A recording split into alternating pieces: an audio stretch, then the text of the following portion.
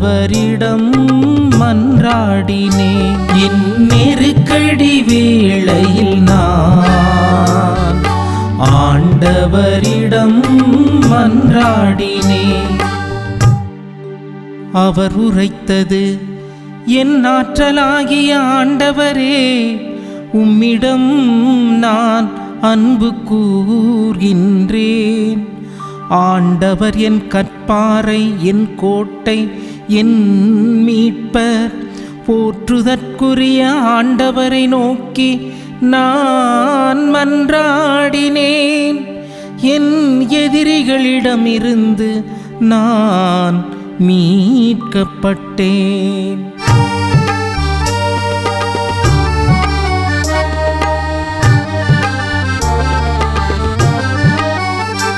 என் நெருக்கடி வேளையில் நான் ஆண்டவரிடம் மன்றாடினே. என் நெருக்கடி வேளையில் நான் ஆண்டவரிடம் மன்றாடினே. அன்புக்குரிய மாதா தொலைக்காட்சி பக்தர்களே, இன்று திருப்பாடலாக நமக்கு கொடுக்கப்பட்டிருக்கின்ற திருப்பாடலானது 18. நம்முடைய வாழ்விலே பல்வேறு மனிதர்களை நாம் சந்தித்திருப்போம். ஒவ்வொரு மனிதனும் ஒரு கதையோடு தாங்கிக் கொண்டுதான் வாழ்ந்து கொண்டிருக்கின்றார்கள். அப்படி சில கதைகளை நம்மால் பகிர்ந்து கொள்ள முடியும். அதில் ஒரு கதை இப்படியாக எனக்கு வந்தது. ஒரு திருப்பலி நிறைவேற்றிவிட்டு அந்த பங்கு மக்களோடு பேசி கொண்டிருக்கின்ற பொழுது அதில் ஒரு குடும்பம் என்னை சந்தித்து இப்படியாக சொன்னார்கள். மருத்துவமனையிலே தன்னுடைய கணவர் ஒரு நோயினால் மிகவும் துன்புட்டு, அதனால் மிக வருத்தமுட்டு இரக்கம் தருவாய் வரைக்கும் சென்றார். ஆனால் கடவுளுடைய ஆசீர்வாதத்தால், அருளால், உதவியால் மீண்டும் என்னுடைய கணவர் வீட்டிற்கு வந்தார் என சொன்னார். இன்னொரு சம்பவம், இன்னொரு குடும்பம் இதே போல ஒரு திருத்தலத்திற்கு ஒரு ஆன்மீக சுற்றுலாவுக்காக குடும்பத்தோடு செல்கின்றார்கள். வருகின்ற வருகிலே பல்வேறு இடையூறுகள், சிக்கல்களுக்கு மத்தியிலே தங்களுடைய வேண்டுதல்கள் எல்லாம் கடவுளிடம் சமர்ப்பித்து விட்டு வீடு திரும்புகின்றார்கள். அப்பொழுது தன்னுடைய கணவர் தன்னுடைய வாகனத்தை ஓட்டி கொண்டு வருகின்றார். ஆனால் எதிர்பாராத விதத்திலே இன்னொரு வாகனம் எதிர்ப்புறத்திலே வருகின்றது. அந்த குடும்பம் முழுவதும் அந்த ஒரு நேரத்தில், அந்த ஒரு தருணத்தில் முழுமையாக கடவுளுடைய கிருபையை உணர்கின்றார்கள். ஏதோ ஒரு உதவிக்கரம், கடவுளுடைய அந்த வல்லமை அந்த பேராபத்திலிருந்து, அழிவிலிருந்து தங்களை காப்பாற்றினார்கள் என நம்புகின்றார்கள்.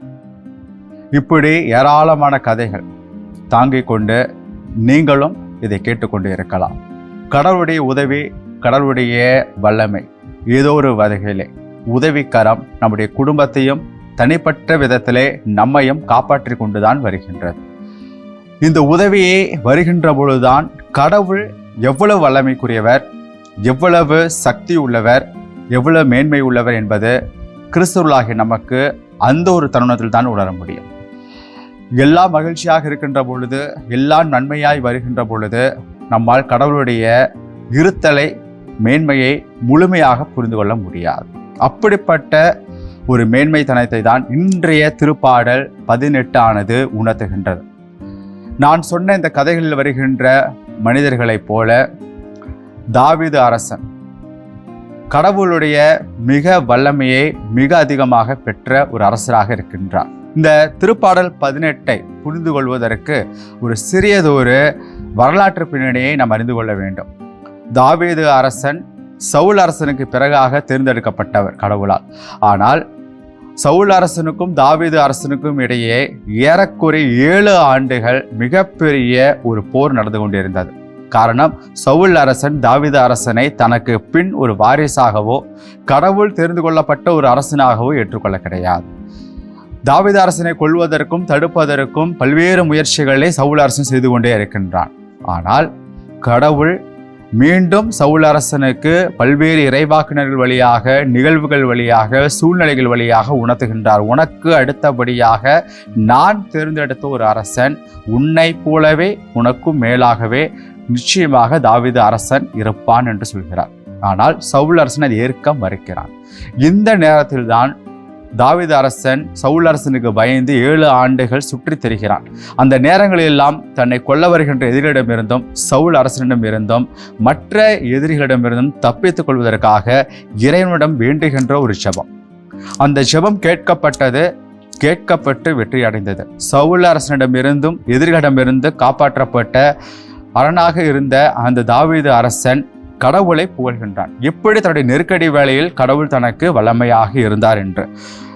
இந்த திருப்பாடல் இன்று 18வது அதிகாரம் 10 ஆரம்பிக்கிறது என்று சொன்னாலும் கூட அதுக்கு முன்னதாக இருக்கின்ற வசனங்களில் இப்படியாக சொல்கின்றது: என் நெருக்கடி வேளையில் நான் ஆண்டவரிடம் மன்றாடினேன், என் கடவுள் என்னை நோக்கி நான் கதறினேன், தமது கோவிலில் நின்று தம் குரலை கேட்டார், என் கதறல் அவர் செவிகளுக்கு எட்டியது என சொல்லுகின்றது.